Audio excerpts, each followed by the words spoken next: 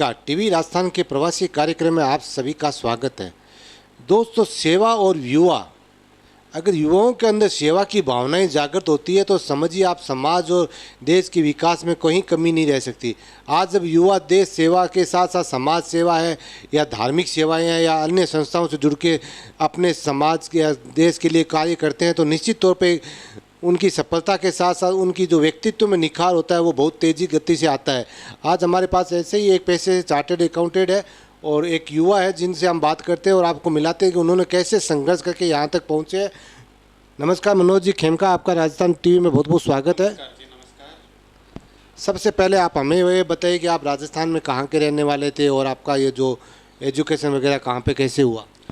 मैं राजस्थान के एक छोटे से गांव पचेरी से बिलोंग करता हूं, जो झुंझुनू डिस्ट्रिक्ट के अंदर है। मेरा जन्म 5 दिसंबर 1978 को हुआ। मेरा एक बहुत छोटा सा गांव है। सपने में हम लोगों ने कभी भी नहीं सोचा था सीए बनना, क्योंकि जब हमारा जन्म हुआ था, जब हम लोगों ने पलना बढ़ना सीखा तो मालूम पड़ते थे मेरे मम्मी पापा कंधों के ऊपर पानी रख के लेके आते थे। छोटी सी स्कूल में हम लोगों ने पढ़ाई लिखाई चालू की। मेरे माता पिता का सपना था कि हमारे बच्चे भी कुछ बने। ये जुनून देख के एक संघर्षपूर्ण जीवन के अंदर मैंने मेरी पढ़ाई बगड़ में की। बगड़ के बाद मैं पिलानी एम.के. साबू पीलीजी कॉलेज से मैंने बीकॉम की। कुछ साथियों के प्रोत्साहन और टीचरों के प्रोत्साहन से मैं मुंबई सीए करने के लिए आ गया। यहाँ पे भी संघर्ष की कहानी लगातार चालू रही। यहाँ पे राजस्थान का एक हॉस्टल है आरवीजी, उसके अंदर एडमिशन हुआ नहीं, तो कालबा देवी के अंदर जो गद्दियाँ होती थी उस गद्दियों के अंदर हम लोग रहे। बाद में मेरा एडमिशन राजस्थान विद्यार्थी गृह में हो गया। 2005 में मैं सीए बन गया। सीए बनने के बाद में मैंने एक छोटी सी नौकरी स्टार्ट की। नौकरी स्टार्ट करते करते लास्ट में सुदीति इंडस्ट्रीज लिमिटेड के सीएफओ पद पर मैं 11 साल रहा। उसके बाद आज मैं अपनी M Khemka and associates CFM Bathinda east के अंदर चलाता हूँ। लेकिन जैसे आपने बताया जो छोटा सा गांव है राजस्थान का जिसकी कोई पहचान नहीं कह सकते उसको, तो उस गांव में जब एजुकेशन का क्या माहौल रहता था, वहाँ पे कैसे लोग एजुकेशन करते थे या कोई एजुकेशन के लिए कितनी दूर आपको जाना पड़ता था प्राइमरी के बाद में? एजुकेशन के लिए तो ऐसा था कि गांव में छोटी छोटी स्कूलें रहती थी। स्कूल तो नज़दीक ही पड़ती थी, लेकिन जो एजुकेशन का जो स्टैंडर्ड हम लोग आज देखते हैं और जो इस माहौल में हम लोगों ने जो शिक्षा ली है उसमें रात दिन का फ़र्क होता था। कभी हम लोगों ने सपने में नहीं सोचा था कि हम लोग कोई सीए जैसी डिग्री भी हासिल कर पाएंगे। बहुत छोटा सा गाँव था और शिक्षा का उस टाइम के अंदर बहुत स्मॉल वे पे शिक्षा थी। लेकिन जब गांव से निकले आप वहाँ पे रहे तो परिवार की स्थितियाँ क्या इतनी अनुकूल थी कि आप इतनी लेवल पर पढ़ाई कर सके या बाहर हॉस्टलों में रह सके? परिवार की स्थिति बिल्कुल भी नहीं थी। मेरे मम्मी पापा का सपना था और उन्होंने क्या क्या कठिनाइयाँ झेल के मेरे को आगे पढ़ाया। मैं तो यहाँ तक बोलता हूँ कि शायद उन्होंने मैं बनिया कैटेगरी से होते हुए भी उन्होंने शायद कुछ उधार पैसे लेके मेरे को पढ़ाया और मेरे को इस लायक बनाया कि मैं समाज और देश का कुछ कर्ज चुका सकूं। इसके लिए उन्होंने मेरे को अपनी मेहनत और उनका ही पसीना मेरे को इस मुकाम तक लाने के लिए मेरे मम्मी और पापा का ही सबसे बड़ा योगदान है। लेकिन कहते हैं भाई जब गांव में रहते हैं तो वहाँ पे ये इतनी गाइडलाइन भी नहीं होती है कि आपको क्या करना है, आपका करियर किस क्षेत्र में जाना है, वो कैसे अपने करियर को बनाना है। तो आपको ये चार्टर्ड अकाउंटेंट बनने का जो उद्देश्य था वो कैसे आपने हासिल किया? क्यों, किसने कहा आपको चार्टर्ड अकाउंटेंट बनो? और भी कई सिविल सर्विसेज होती है या वहाँ पे रह के कुछ और भी कर सकते थे, तो ये कैसे मन में आया आपके? मेरी मौसी झुंझुनू में रहती है। जब हम लोग छुट्टियों के अंदर जब मौसी के यहाँ पे जाते थे मिलने के लिए तो उनके लड़के सीए थे। तो जब उनसे मिलते थे तो मौसी बोलती थी कि बच्चे सीए हैं मेरे। तो मेरे को भी समझ में नहीं आता था कि सीए है क्या, लेकिन एक माइंड में बैठ गया सीए कुछ तो कोर्स है। स्कूल में करने के बाद में जब कॉलेज के अंदर गए हम लोग तो मालूम पड़ा कि सीए एक कॉमर्स के अंदर एक बहुत बड़ी डिग्री होती है। तो बचपन के अंदर जो सीए सुना था उसको एग्जीक्यूशन करने के लिए जब कॉलेज के अंदर गए तो उसको मन में ये ठाना कि हमको भी सीए बनना है। इसलिए मैंने शुरू में साइंस लिया था। साइंस छोड़ के सीए कॉमर्स के अंदर गया और वहीं से सीए का एक जुनून सवार हुआ जो सीए बनने के बाद ही उतरा। लेकिन कहते हैं आज के समय में लोग सीए से ज़्यादा प्रायोरिटी सिविल सर्विसेज में ज़्यादा देता है। आपके समाज के जो मुख्य जो मठाधीश जिनको कह सकते हैं उनका भी ये उद्देश्य रहता है भी हमारे समाज के लोग युवा है वो सिविल सर्विसेज में ज़्यादा जाए। तो क्या आपका कहना है कि चार्टर्ड अकाउंटेंट या सिविल सर्विसेज? चार्टर्ड अकाउंट और सिविल सर्विसेज में एक सबसे बड़ा डिफरेंस है। चार्टर्ड अकाउंटेंट के अंदर कोई भी रेफरेंस, अपन जो बोलते हैं, किसी का रेफरेंस नहीं चलता। यदि अपनी मेहनत है तो अपने बलबूते के ऊपर वो सीए बनेगा। सिविल सर्विसेज में फिर भी कहीं ना कहीं पॉलिटिकल, मान लीजिए, पैसे का एक प्रभुत्व रहता है। और हम लोगों को ये था कि अपने पैसे या किसी पॉलिटिक्स के प्रभुत्व पे नहीं, अपने दम के ऊपर हम लोगों को एक सीए बनना है। और सीए का एक अपने देश के अंदर, हर व्यापार के अंदर एक बहुत बड़ा रोल रहता है और एक बहुत बड़ा योगदान रहता है, इसलिए मैंने सीए को ही चुना। तो आपने बात कही कि भी हर जगह कुछ होता है, तो इसके लिए अगर हम कहते हैं, भी लोग कहते हैं आरवीजी में अगर एडमिशन हो गया मुंबई के अंदर तो निश्चित तौर पर सीए बन जाता है, लेकिन आरवीजी में एडमिशन बहुत डिफ़िकल्ट होता है। कई टेस्ट पास करने होते हैं, कई जगह से आपको फ़ोन करवाने होते हैं। क्या ऐसी दिक्कतें होती थी उस समय? ये बिल्कुल सही बात है। आरवीजी में एडमिशन हो गया मतलब चार्टर्ड अकाउंटेंट बन गया।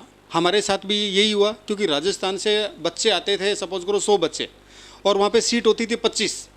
तो वहाँ पे जो हमारे ट्रस्टी रहते थे, उन ट्रस्टी से रिक्वेस्ट करनी पड़ती थी, लेकिन रिक्वेस्ट से नहीं होता था, बाकायदा इंटरव्यू होता था और उसके बाद में प्रायोरिटी बेसिस पे वहाँ पे एडमिशन्स मिलते थे। क्योंकि वहाँ का जो इन्वायरमेंट और जो माहौल है, एक बार बच्चा यदि आरवीजी में घुस गया तो वो सीए बन के ही निकलेगा।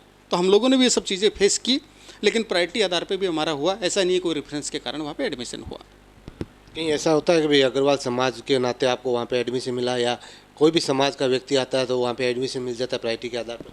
मेरे को ऐसा नहीं लगता कि अग्रवाल समाज के आधार पे वहाँ पे मिलता है, क्योंकि वहाँ पे जितने भी राजस्थान के बच्चों को प्रायोरिटी ज़रूर दी जाती है, बट ऐसा नहीं दिया जाता कि कोई कास्टिजन के हिसाब से। वहाँ पे जितने भी फॉर्म सबमिट होते हैं उनके बाद में उनका इंटरव्यू होता है, और इंटरव्यू के बाद में प्रायोरिटी के हिसाब से ट्रस्टीज जो रहते हैं वो डिसाइड करते हैं। मेरे को नहीं लगता कि कास्टिजन के हिसाब से मेरा वहाँ पर कोई एडमिशन हुआ। कहते हैं आपने कहा भी यहाँ पे आने के बाद में जब आप आए थे, यहाँ पे एक नया माहौल था अपने लोगों के बीच में, क्योंकि हम भाषा का भी प्रभाव अलग हो जाता है। फिर मुंबई एक छोटे से गांव से निकला हुआ एक युवा जब मुंबई जैसे महानगर में आता है तो कई चीज़ें नई नई उनके सामने आती है। तो आपको उन चीज़ों को कैसे फेस किया, कैसे वो दिन आपने गुजारे थे यहाँ पे? देखिए, एक छोटे से गांव से मुंबई जैसे महानगर में आना, और सबसे पहले जब हम लोग महानगर में आए तो ऐसा लगा कि पता नहीं कहाँ पे आ गए हम लोग। शुरू के 2-3 महीने में तो ऐसा लगा कि वापस गांव चले जाते हैं, पर जो साथ के जो दोस्त थे, सब लोगों को एक दूसरे को देखा, एक दूसरे को समझा, और आपस में जो सपोर्ट मिला, उसके कारण हम लोग यहाँ पे रस बस गए कि नहीं, हमको कुछ करके ही जाना है। ऐसे नहीं जाना है कि भाई गए थे और वापस आ गए। तो कुछ करने की तमन्ना थी। इसके लिए जो भी परेशानियाँ थी हम लोगों ने झेली और आज इस मुकाम पे पहुँचे। कहते हैं जब यहाँ पे आधी ज़िंदगी व्यक्ति की लोकल में निकल जाती है और आधी व्यक्ति की घर में निकल जाती है, तो उस ज़िंदगी के दरमियान जब आप संघर्ष करते, आपने सोचा भी 2-3 महीने बाद गाँव भी चला जाऊँ, तो कहीं घर से भी ऐसे दबाव आते थे, नहीं यार बड़ा शहर है, रहने दो, इधर आ जाओ वापस? घर से दबाव नहीं आता था। घर से तो एक ही चीज़ आती थी कि बेटा सक्सेस होना ही होना है। परेशानियाँ तो कुछ टाइम की रहती हैं, बाद में ज़िंदगी भर ही अपने को ये सब चीज़ें अपने ही काम आएंगे। तो घर से कभी भी ऐसा नहीं रहता था कि तुम आ जाओ। घर से यही रहता था कि जिस माहौल में उसमें ढलने की ट्राई करो और जिस मकसद से वहाँ गए हो उसको अपने को पूरा करना है। कहते हैं भाई राजस्थान से जब निकलते हैं तो एक आपने जैसे कहा भाई बड़े कंपनी में आपने नौकरी की, नौकरी के बाद में आपने प्रैक्टिस शुरू की, तो नौकरी और प्रैक्टिस में क्या आप अंतर मानते हैं? क्योंकि कोई व्यक्ति सीधा ही नौकरी करता है, कई लोग सीधे प्रैक्टिस करते हैं, तो आपने नौकरी क्यों चुना? नौकरी इसलिए चुना कि शुरू में फाइनेंशियल कंडीशन, जो पैसे की कंडीशन थी, ऐसी नहीं थी कि मैं सीधा प्रैक्टिस कर सकूं। मेरे दायित्व थे, उस दायित्व को निभाने के लिए मैंने मेरी नौकरी की। लेकिन नौकरी के कारण मेरे जो सामाजिक दायित्व थे, जो सेवा थी, वो मैं नहीं कर पा रहा था, मैं उनको टाइम नहीं दे पा रहा था। तो एक टाइम के बाद में मैंने डिसाइड किया हुआ था कि अपने को 15 साल नौकरी करनी है, उसके बाद में अपना प्रैक्टिस, और समाज ने जो हमें इतना सब कुछ दिया है उस समाज को हम थोड़ा सा भी दे दें, इसके लिए मैंने मेरी प्रैक्टिस स्टार्ट की। तो दोनों में बैलेंस करने के लिए, समाज को भी और अपनी प्रैक्टिस को भी, जिससे मैं अपना घर भी चला सकूं और समाज की सेवा भी कर सकूं, इसलिए मैंने मेरी सीएफओ की नौकरी छोड़ के मैंने मेरी प्रैक्टिस स्टार्ट की। लेकिन आपने कहा समाज के लिए मैंने इतना कुछ करने के लिए नौकरी छोड़ के सीए की प्रैक्टिस शुरू की, लेकिन एक चीज़ जानने की कोशिश हम आपसे करते हैं भाई, युवा अवस्था के अंदर समाज सेवा एक कैसी पगडंडी होती है वो, जिसमें आदमी घुसता है तो फिर घुसता ही चला जाता है, और कहीं आपको लगता है उसमें फिर व्यापार जो प्रैक्टिस है उसमें या परिवार के अंदर जो भी बच्चे उनको समय देने में, फिर समाज के लिए समय निकालने में कहीं दिक्कतें होती है? बिल्कुल होती है। लगता बहुत ईजी है कि समाज सेवा करना है, जब आदमी उसके अंदर जब घुसता है तब मालूम पड़ता है कि जो धंधा या जो सर्विस है या प्रैक्टिस है वो इफेक्टेड होती है। घर परिवार भी इफेक्टेड होता है, लेकिन जब उसका रिजल्ट लगता है, जो मेंटली सेटिस्फेक्शन जो बोलते हैं ना, आत्म संतुष्टि जब होती है, तो ये सब चीज़ें फिर छोटी लगने लग जाती हैं और घर परिवार से सबसे सपोर्ट मिलना चालू हो जाता है कि नहीं ठीक है, पैसे कम कमा लेंगे लेकिन जो समाज सेवा से जो संतुष्टि मिल रही है, जिस समाज ने हमको इतना सब कुछ दिया है, उसके लिए कुछ करना तो अपने को चाहिए। उसके बाद में सब चीज़ें छोटी लगने लग जाती हैं। भाभी जी की डांट वगैरह भी मिलती है कि दिन भर बाहर रहते हो? पहले लगता था ऐसा कि पूरे दिन ही बाहर रहते हो और घर पे टाइम नहीं दे पाते हो, लेकिन बाद में जब देखा कि नहीं, समाज के लिए कुछ कर रहे हैं, एक्चुअल समाज के लिए कुछ कर रहे हैं, बाकी चीज़ों में ध्यान नहीं है, तो यही रहता है कि घर भी चलाना है और समाज भी सेवा करनी है, आपको उसमें बैलेंस बनाना है, बाकी सब चीज़ें तो ऐसी ही चलती रहेंगी। आप यहाँ पे कैसी संस्थाओं से जुड़े, उन संस्थाओं का क्या मोटिव होता है यहाँ पे? मैं यहाँ पे अग्रवाल सेवा समिति से जुड़ा हुआ हूँ, करीबन उसमें 1600 मेंबर हैं। अग्रवाल सेवा समिति का मेन ध्येय है कि अग्रवाल से रिलेटेड जो भी भाई बंधु हैं उनके जीवन स्तर को ऊपर बढ़ाना और समाज की सेवा करना। मैं भारत विकास परिषद इससे भी जुड़ा हुआ हूँ, उसका बोर्ड मेंबर भी हूँ। भारत विकास परिषद का भी यही है कि सेवा। Lions club of rising star का मैं प्रेसिडेंट हूँ 2021-22 के लिए। Lions club of rising star एक इंटरनेशनल संस्था है जिसके करीबन 1,30,00,000 मेंबर्स हैं। मैं राजस्थानी अखिल भारतीय अग्रवाल सम्मेलन का मुंबई का सीए का अध्यक्ष भी हूँ। गोपाल सिंह शरण गर्ग ने मुझे अपॉइंट किया है अभी पिछले महीने में, मैं उनका आभार भी व्यक्त करता हूँ। ऐसी बहुत सारी संस्थाएं हैं जिनसे मैं जुड़ा हुआ हूँ, सबका ध्येय एक ही है कि सेवा। नहीं, सेवा के साथ एक चीज़ होती है, समाज की जो विषमताएं होती है, जो पर्टिकुलर जो एक नया बच्चा जब शहर में आता है तो नए अनजान लोगों के बीच में आता है, उसको नौकरी की ज़रूरत होती है, रहने की ज़रूरत होती है, तो क्या उस निम्न तबके के वर्ग के तक समाज का व्यक्ति कहीं पहुंच जाता है, आपको लगता है यहाँ पे? नहीं, मैं आपका वापस से एक बार, भाई जो समाज गांव से नया निकल के आया, किसी रोज़गार की तलाश में यहाँ पे आया और यहाँ पे आके उसके सामने कहीं रोज़गार नहीं दिखाई देता है, एक निम्न वर्ग का व्यक्ति हो जिसके रहने खाने की पीने की भी दिक्कत होती है, तो समाज के जो संस्थाएं होती है वो निम्न वर्ग तक कैसे पहुँचती है, उसका जरिया क्या होता है? देखिए, समाज का जरिया ये रहता है कि जितने भी मेंबर्स रहते हैं वो कहीं ना कहीं किसी से जुड़े रहते हैं एक दूसरे से। जो आपस में एक संस्थाएं रहती हैं, सपोज करो एक भैंदर की संस्था है, कोई कांदीवली की संस्था है या कालबा देवी की संस्था है, तो आपस में सामंजस्य बिठा के वह मालूम पड़ता है कि कोई आदमी राजस्थान से कांदीवली आया और उसको भैंदर रहने का है कि भाई मिडिल क्लास में, तो कांदीवली वाली संस्था वाले भैंदर वालों से करते हैं कि भाई इनका कुछ हो सकता है क्या, तो भैंदर वाले उसको हेल्प करते हैं, उसको सपोर्ट देते हैं। तो एजुकेशन के सेक्टर की बात करें, वैसे आरवीजी में आपने सपोर्ट मिला तो आप सीए बन गए, वैसे कोई एजुकेशन के सेक्टर में भी कोई आता जो बड़े ये चार्टर्ड अकाउंटेंट बनने के अलावा कुछ जैसे वो आईएएस बनना हो, आईपीएस बनना हो, उसके लिए कोई तैयारी के लिए या मुंबई आए और यहाँ पे उसके रोज कैसे उसके रहने खाने पीने की व्यवस्था, सामाजिक तौर पर कहीं हॉस्टल वगैरह है या कोई संस्था है इसके तरीके भवन वगैरह में रहने की सुविधा होती है यहाँ पे? ऐसी बेसिक संस्था तो नहीं है कि सपोज करो कोई आईएएस वगैरह बनने के लिए आए। उसमें होता क्या है कि भाई सपोज करो जैसे कालबा देवी में गद्दियाँ होती हैं, खाली उसमें आप रह सकते हो, बाकी हॉस्टलों के अंदर आप चार्ज दे के ही रह सकते हो।